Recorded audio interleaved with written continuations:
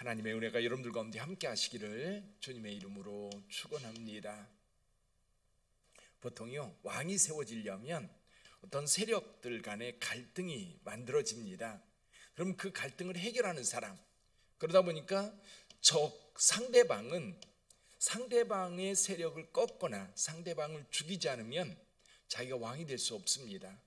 보통 내부에서 이루어지기 때문에 내부 안에서 서로 세력 다툼을 하다가 강력한 힘으로 상대방을 죽이거나 항복시켜서 왕이 됩니다. 그러니까 한 사람이 왕이 되려면 많은 사람들이 죽어요. 우리나라 이조가 세워지는 과정도 보세요. 이 고려라고 하는 나라가 무너지고 새로운 나라가 새로워질 때에 특히 이방원, 태종 이방원 같은 경우 자기가 왕이 되기 위해서, 그리고 조선을 세우기 위해서 정말 그 내부적인 상당히 많은 사람들을 제거하고 왕이 됩니다.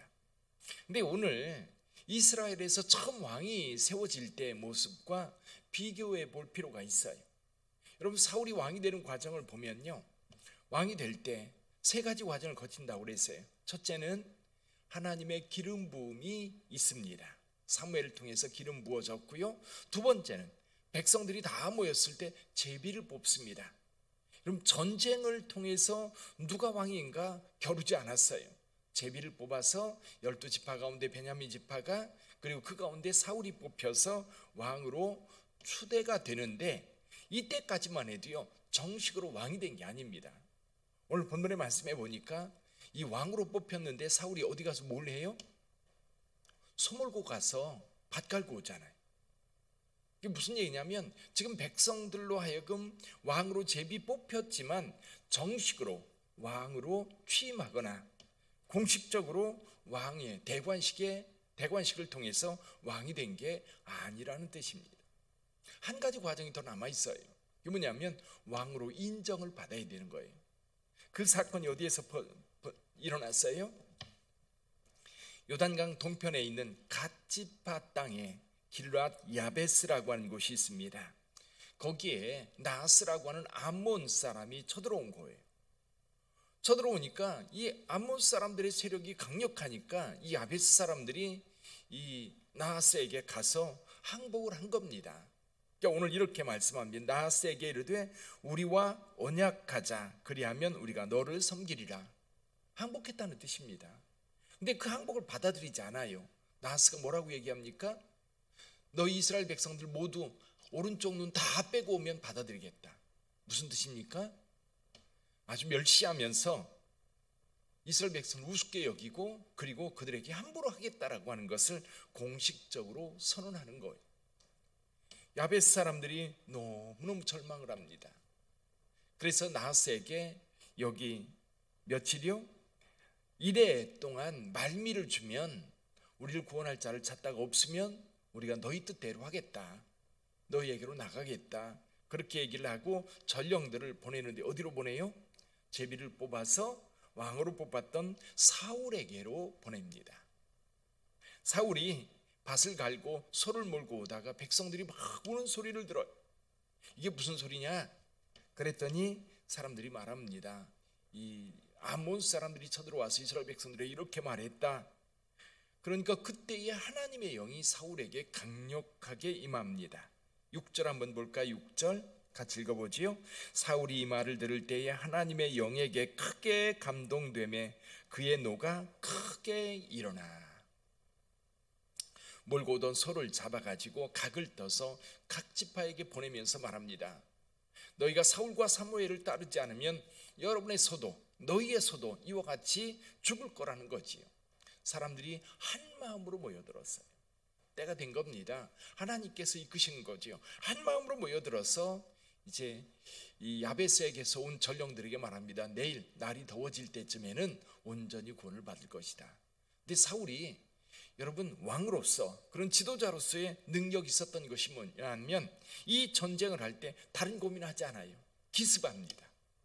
33만 명, 30만 명이 이 군사들을 이끌고 가서 전쟁을 미리 이렇게 대진을 하고서 어떻게 싸울 것인가 그런 고민을 하지 않고요, 갑자기 기습해서 이 암몬 자손들을 침으로 암몬 자손들이 대비할 시간도 갖지 못한 채 완전히 붕괴되고 다 도망을 갑니다.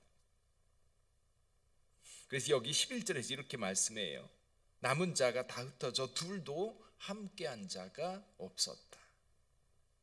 큰 승리를 이룬 거지요. 이 사건은 사울이 왕이 되는 결정적 사건이 돼요. 능력이 인정된 거예요. 그래서 사람들이 당신이 왕이 되세요. 당신을 왕으로 추대합니다. 그래서 되는 게 아니라 왕으로서의 능력이 인정되어야 하는 거죠. 자, 그러다 보니까 백성 중에 사무엘에게 찾아와서 이렇게 말하는 사람들이 있었어요. 사울이 어찌 우리를 다스리겠느냐 한 자가 누굽니까? 그들을 끌어내소서 우리가 그들을 죽이겠습니다. 여기 10장 제일 끝에 보면 이런 얘기가 있었지요.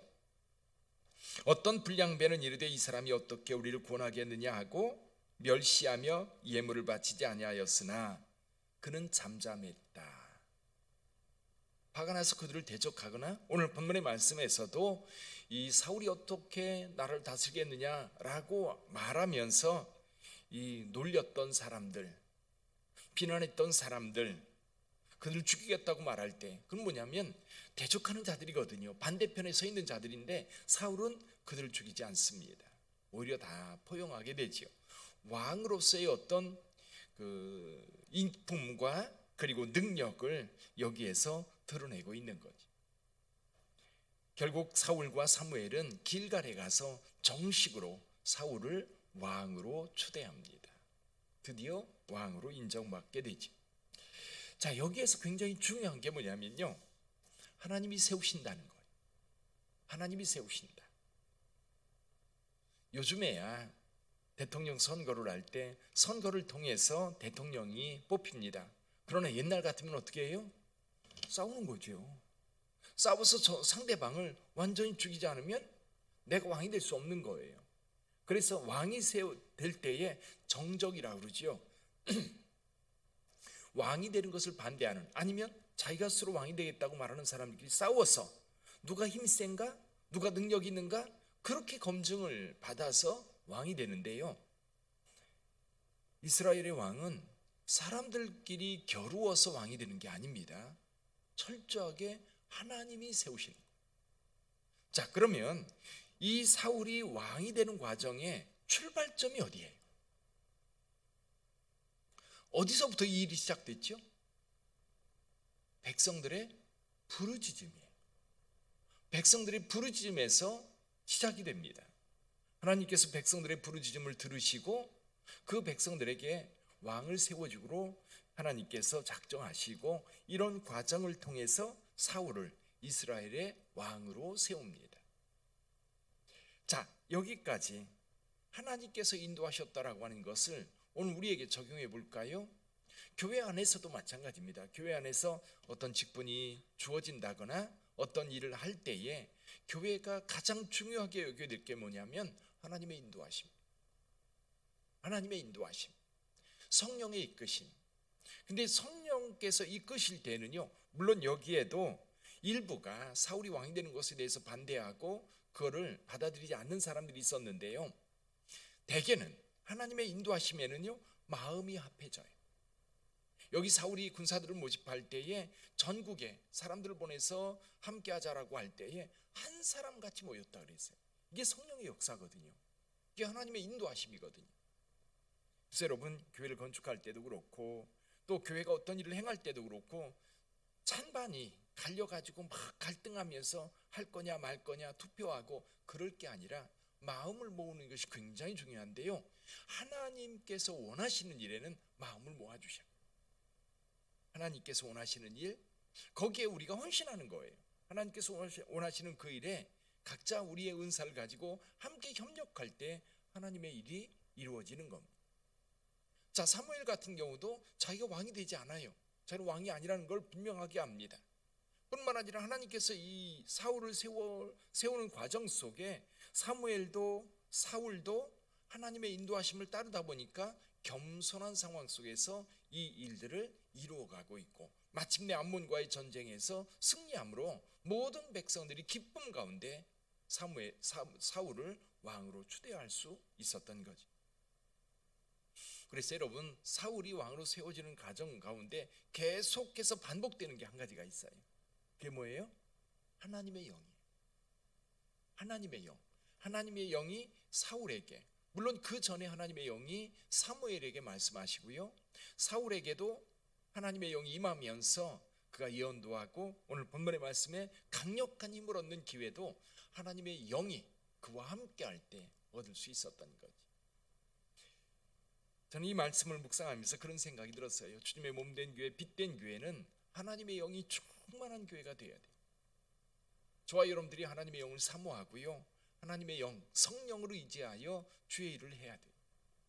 이 새벽에도, 예배 시간에도, 여러분들이 무엇인가 주를 위하여 섬길 때에도 늘 성령이 여러분 안에서 이끄시는 것을 확신하고, 인간의 욕심이라든지 또는 무엇인가 다른 사람들을 없이 여기는 마음이라든지 이런 것들이 다 사라져버리고 오직 하나님의 은혜 안에서 하나님이 주시는 그 성령으로 일을 행하는 거죠. 내 능력이 아닌 하나님의 능력으로, 내 힘이 아닌, 내 지혜가 아닌 하나님의 역사로 이것을 만들어가면 우리 모두가 평안한 가운데 하나님의 몸된 교회, 주의 몸된 교회로서 그 역할을 잘 감당할 수 있으리라 믿습니다.